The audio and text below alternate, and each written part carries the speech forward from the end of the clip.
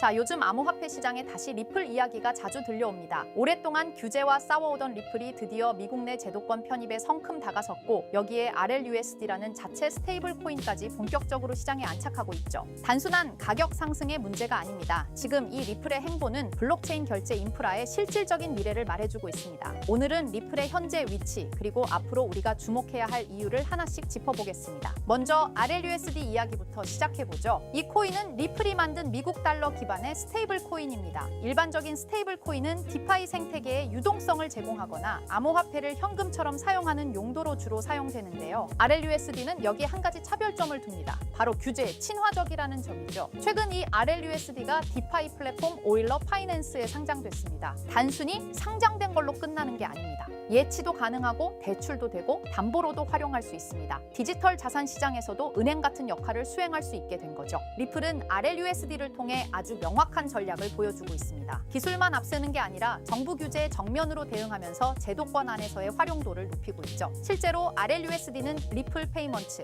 히든로드 등 기관 서비스에 이미 통합되었고 레볼루트, 제로해쉬 같은 글로벌 핀테크 기업들도 이를 상장했습니다. 이건 단순한 확산이 아니라 규제 친화성을 기반으로 한 신뢰 구축입니다. RLUSD는 최근 미국의 대표 거래소인 제미니에 상장됐습니다. 이건 단순한 상장이 아닙니다. 제미니는 미국 내에서도 규제에 특히 민감하고 감독기관과 협조적인 거래소로 알려져 있죠. 이런 제미니의 RLUSD가 상장됐다는 건 RLUSD가 단순한 실험용 스테이블 코인이 아니라는 의미입니다. 기관 투자자나 보수적인 거래소가 신뢰할 수 있는 수준의 안정성과 투명성을 갖췄다는 증거이기도 하죠. 실제로 제미니 상장 이후 RLUSD의 거래량은 하루 만에 63.7%나 증가했고 투자자들의 관심도 확실히 높아졌습니다. 물론 시장에는 이미 절대적인 강자들이 존재합니다. 바로 USDT와 USDC죠. 이 둘은 시가총액만 봐도 비교가 되지 않습니다. 하지만 시장이 포화됐다는 건 오히려 새로운 전략의 기회가 될 수 있습니다. RLUSD는 기업 간 결제 시스템, 즉 B2B 거래에 초점을 맞추고 있죠. 일반 소비자 대상보다 규제와 신뢰가 중요한 시장에서 경쟁력을 쌓겠다는 전략. 이건 단기적인 유행보다 장기적인 기반 구축에 더 어울리는 방향입니다. 리플이 SEC와의 오랜 소송에서 승소한 것은 단순한 이슈가 아닙니다. 이건 암호화폐 업계 전체가 겪는 불확실성을 한 발 덜어낸 사건이죠. SEC와의 분쟁으로 수년간 미국 내에서 위축됐던 XRP가 이제는 당당히 제도권 내에서 활동할 수 있는 환경이 만들어졌습니다. 이는 리플에게도 투자자들에게도 시장 전체에도 아주 큰 의미를 가집니다. 최근 JD 벤스 미국 부통령이 암호화폐 규제 정상화의 필요성을 강하게 강조했습니다. 그의 발언은 단순히 정치적인 수사를 넘어서 실제 제도화가 눈앞에 다가왔다는 시그널로 받아들여집니다. 특히 그가 언급한 암호화폐 시장 구조법이 현실화된다면 XRP 같은 자산은 명확한 규제 아래서 더 넓은 시장 진입이 가능해집니다. 제도화는 리스크가 아니라 성장의 발판이 될 수 있다는 걸 보여주는 흐름입니다. 그리고 또 한 가지 흥미로운 소식이 전해졌는데 카르다노의 창립자 찰스 호스킨슨이 XRP와의 협력 가능성을 시사했습니다. 디파이 생태계에 XRP를 통합하겠다는 건데요. 이건 단순히 기술적 협력을 넘어 디파이라는 빠르게 성장 중인 생태계에서 XRP의 자리를 확보하려는 전략입니다. 현재 디파이 시장의 총 잠금 가치는 600억 달러를 넘겼고 그 안에서 신뢰성과 유동성을 동시에 갖춘 자산에 대한 수요는 꾸준히 증가하고 있습니다. XRP는 원래부터 빠른 결제 속도와 낮은 수수료로 유명했지만 스마트 계약 기능은 다소 부족했죠. 여기서 카르다노의 기술력이 보완제로 작용할 수 있습니다. 예를 들어 XRP를 담보로 디파이 대출을 받거나 자동화된 금융 거래를 수행하는 기능이 가능해지는 거죠. XRP가 결제 기반에서 디파이까지 확장하게 되면 단순한 유틸리티 코인을 넘어 진짜 탈중앙 금융의 기반 자산으로 거듭날 수 있습니다. 그리고 최근 G20, IMF, 세계은행, WET까지 XRP를 글로벌 결제 인프라의 대안으로 언급하고 있는데요. 이건 굉장히 상징적인 평가입니다. 기존의 스위프트 시스템은 전 세계 금융을 연결하긴 하지만 결제에 3일이 걸리고 수수료도 높으며 투명성도 낮다는 지적이 계속되어 왔죠. XRP 레저는 이런 문제를 실시간 정상과 낮은 수수료, 블록체인 기반의 투명한 구조로 해결할 수 있습니다. 특히 리플의 온디맨드 유동성 솔루션은 송금 시 중간 환전 과정을 없애고 XRP를 직접 활용해 즉시 정산이 가능하게 만듭니다. 이건 단순히 기술적으로 좋다는 수준이 아니라 국제 금융망과 실질적으로 연결될 준비가 준비가 되어 있다는 뜻입니다. G20는 2027년까지 전체 국제 결제의 75%를 1시간 이내에 처리하겠다는 목표를 세웠습니다. 이런 목표에 XRP가 기술적으로 거의 완벽히 부합하고 있다는 건 향후 실제 정책에 XRP가 포함될 가능성을 높여주는 요소입니다. 이제 리플은 단순한 암호화폐 프로젝트가 아닙니다. RLUSD를 통해 스테이블 코인 시장을 공략하고 XRP로 글로벌 결제망을 구축하고 있으며 디파이, 공익기부, 기업 재무 전략까지 손을 뻗고 있죠. 특히 나스닥 상장사 비보파워가 XRP를 중심으로 한 디지털 자산 전략을 발표한 건 XRP가 이제 단순 결제 수단을 넘어 실제 자산 관리에 활용될 수 있다는 가능성을 보여줍니다. 리플은 기술, 제도, 시장을 모두 연결하고 있습니다. 지금 이 흐름은 XRP와 RLUSD의 성장이 단순한 단기 테마가 아닌 구조적인 변화의 서막일 수 있다는 걸 암시하고 있는데요. 자, 그렇다면 결국 리플이 궁극적으로 추구하고 있는 게 뭘까요? 바로 실물자산 토큰화, RWA입니다.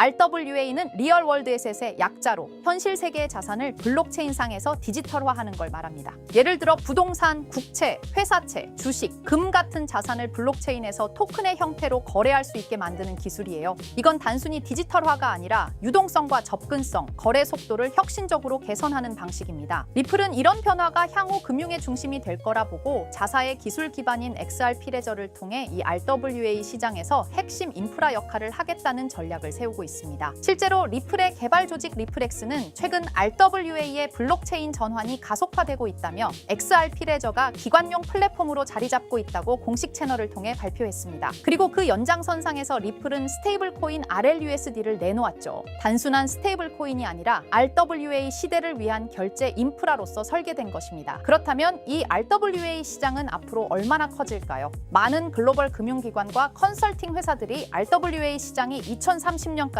최소 10조 달러 이상에 이를 것으로 전망하고 있어요. 특히 가트너, 보스턴 컨설팅 그룹 등은 이 시장이 향후 블록체인 산업 내에서 가장 큰 성장 동력이 될 것이라고 평가했습니다. 단순히 토큰을 발행하는 수준을 넘어 실제로 글로벌 자산의 흐름을 블록체인 위에서 운용하는 시스템으로 변하고 있다는 거죠. 전통 금융기관들도 참여하고 있고 RWA 전문 스타트업에 벤처 캐피털 자금이 몰리는 추세입니다. 왜냐하면 이 구조는 기존 금융을 대체하는 게 아니라 보완하고 효율화할 수 있기 때문이에요. 그래서 리플을 포함한 여러 기업들이 지금 이 시장에 선점하려고 하는 겁니다. 지금 시작되는 이 흐름이 향후 10년간 블록체인과 금융을 통합하는 핵심 축이 될 가능성이 높습니다. RWA가 이렇게 시장에서 주목받고 있는 이유는 생각보다 명확합니다. 첫째, 기존 금융 시스템이 너무 느리고 복잡해요. 부동산을 사고 팔거나 국채를 거래하거나 펀드를 운용하려면 수많은 중간 단계가 필요하죠. 그런데 RWA는 이런 과정들을 스마트 계약으로 간소화할 수 있습니다.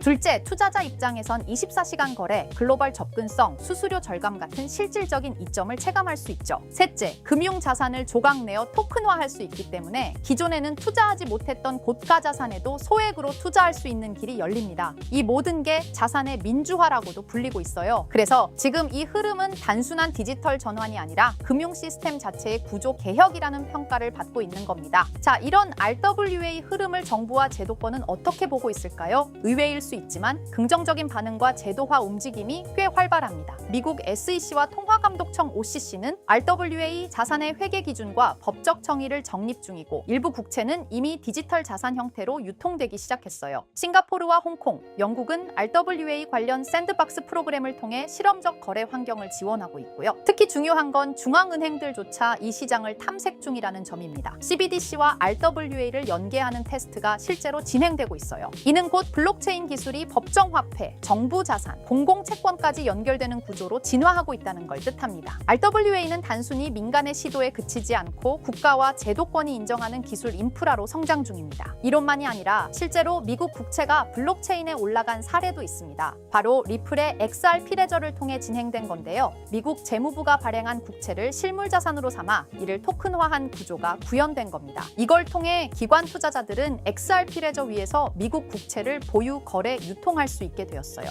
이건 굉장히 중요한 시사점을 줍니다. 왜냐하면 세계에서 가장 안정적인 자산으로 평가받는 미국 국채조차 블록체인 기반으로 옮겨졌다는 건 기술의 신뢰성과 법적 기반이 이미 어느 정도 충족되었다는 뜻이거든요. 리플은 XRP 레저를 통해 국채 같은 고신뢰 자산의 디지털 거래 인프라를 제공하면서 RWA 시장에서 자신들의 역할을 구체적으로 증명하고 있는 셈입니다. 그리고 드디어 등장한 이름 블랙록입니다. 다들 아시죠? 무려 무려 11조 달러 이상을 운용하는 전 세계에서 가장 큰 자산운용사. 그런 블랙록도 이제는 RWA 시장에 뛰어들었습니다. 블랙록의 CEO 레리 핑크는 이렇게 말했어요. 모든 금융자산은 토큰화될 것이다. 즉 부동산, 채권, 펀드, 주식 전부가 앞으로는 블록체인에서 거래된다는 의미죠. 그리고 블랙록은 이 시장이 향후 10년 안에 약 30조 달러 규모로 성장할 것이라고 전망했습니다. 단순히 말을 한 게 아니라 직접 자신들의 펀드를 블록체인 형태로 내놓기 시작했어요. 블랙록이 이렇게 움직인다는 건 RWA가 올드머니의 신뢰까지 얻었다는 의미입니다. 블랙록은 실체 있는 첫 RWA 펀드로 비드를 선보였습니다. 이 펀드는 미국 국채 같은 실물 자산을 기반으로 하면서 이더리움 블록체인 위에서 운영되도록 설계됐어요. 스마트 계약을 활용해서 매일 이자가 자동으로 분배되고 투자자는 자신의 자산 상태를 실시간으로 확인할 수 있습니다. 말 그대로 기존 전통 금융과 블록체인의 장점을 섞은 하이브리드형 펀드입니다. 비들은 특히 기관 투자자들 사이에서 디지털 자산 신뢰도를 올리는 사례로 꼽히고 있어요. 이 펀드를 통해 블랙록은 단순한 실험을 넘어 RWA의 실전 적용 가능성과 수익성을 동시에 입증하고 있는 셈입니다. 놀라운 건 비들의 현재 규모입니다. 출시된 지 1년 2개월밖에 안 됐는데 운용 자산이 벌써 10억 달러를 돌파했어요. 이는 단순히 블랙록의 브랜드 파워 때문만은 아닙니다. 투자자들이 RWA 구조에 실질적 신뢰를 보내고 있다는 증거이기도 하죠. 특히 일일 이자 지급, 실시간 조회 가능, 안정적인 국채 기반 등 전통 금융의 신뢰성과 블록체인의 유연함을 모두 갖춘 게 크게 작용했습니다. 앞으로 비들처럼 토큰화된 펀드가 더 많이 등장할 가능성이 크고 이로 인해 RWA 시장은 기관 자금 중심으로 급속히 팽창할 수 있습니다. 지금 우리는 단순한 테스트가 아니라 거대한 판이 바뀌는 현장을 보고 있는 겁니다. 하지만 이렇게 말씀드려도 이런 반응을 보이실 겁니다. 그래, RWA가 유망한 건 알겠어. 그런데 RWA 테마에 어떤 종목을 봐야 하는데 당연한 반응이에요.